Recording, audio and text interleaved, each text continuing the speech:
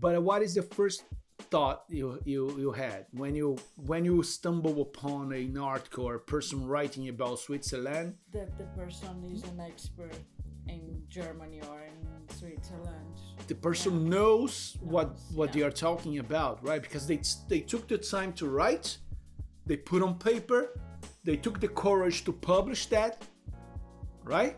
So it's the same effect that you make on people if you write about your skills, about yourself, about the last trends in Java development, about the last practices in social media if you are in marketing, about the new medical device that they just launched that will enable doctors to make the procedures without opening the person, say specific things. If you are inside that industry, when you see the face of the person, the title and all, immediately you make the connection and you think that person knows about the subject. Sometimes you don't even read the article, but you created the association in your brain, and that's what you want to give to people. The more you write about a subject, the more you are seeing it as the expert on that subject matter.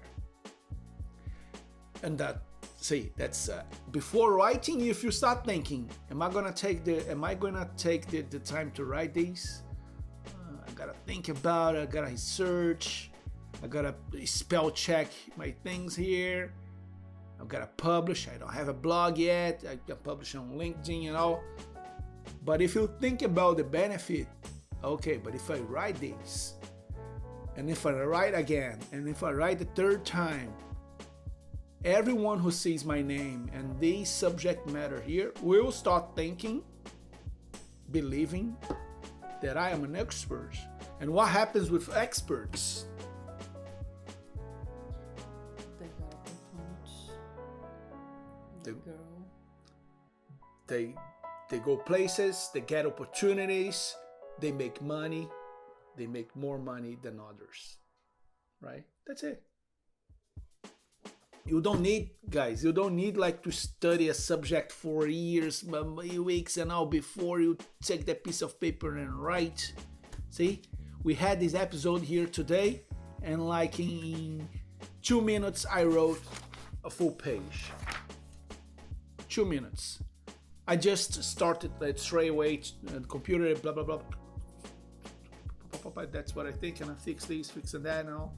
Oh, this is wrong, this is right, this could be here, and all. Think about the structure in the end, and then you move paragraphs, move sentences until you think, and then you read again. You read it the day after, and then you feel like, okay, I can fix this and that, and all.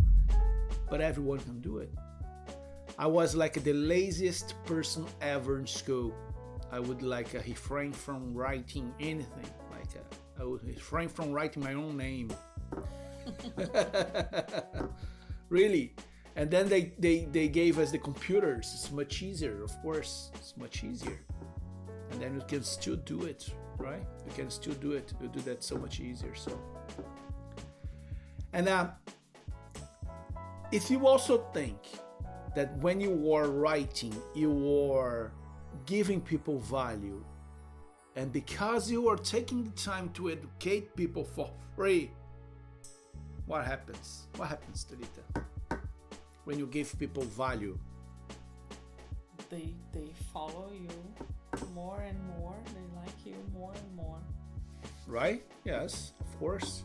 And now, what about the companies? The companies. Yeah. They can see your potential. Very good. They can see your potential. Of course, they see your potential.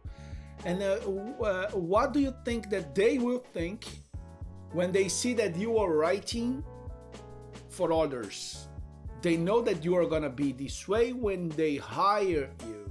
And every company nowadays needs. What happens with my third person today? Every company nowadays needs people who It's a skill. It's a marketable skill, as my friend Jared Bissett also says. It's a marketable skill. It's something that you can put in your CV. Don't put in your CV, I'm a good communicator. Put in your CV, I can write. I write documentation. I write technical papers. I wrote in the past manuals. I wrote a book. I wrote articles. If you are leaving college, I wrote 32 essays last year. Sell these. Don't tell only that I'm a good communicator. What does that mean? Communicator. Okay, so within being a communicator, you can be a good public speaker. You can be a person who writes. You can be a person who gives people value through the writing. See? There's another point here. When you write, you are creating content. It's legacy, especially nowadays with the web and all that. You can leave. You leave that behind. It's people will Google your name. They will find everything you published, and the more you do that, the more the more you will be found. The more you will create rapport with people, with companies. The more you will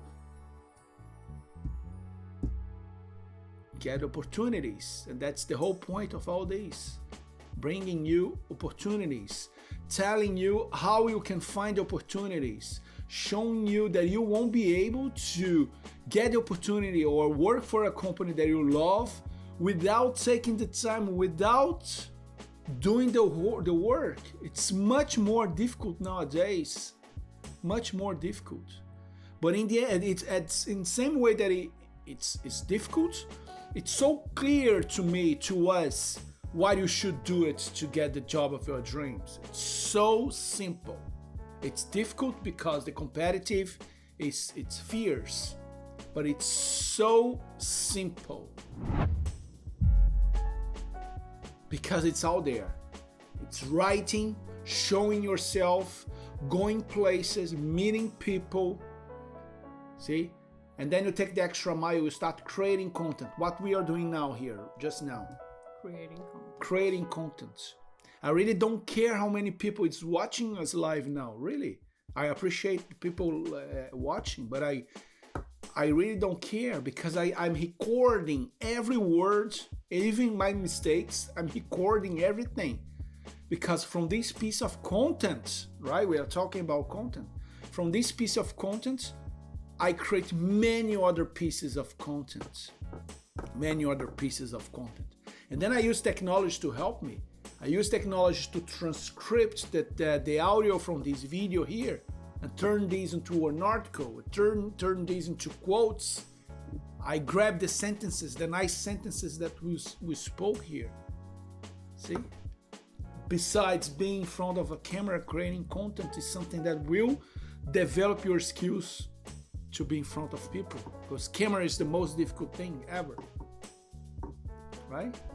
What else? Express your ideas.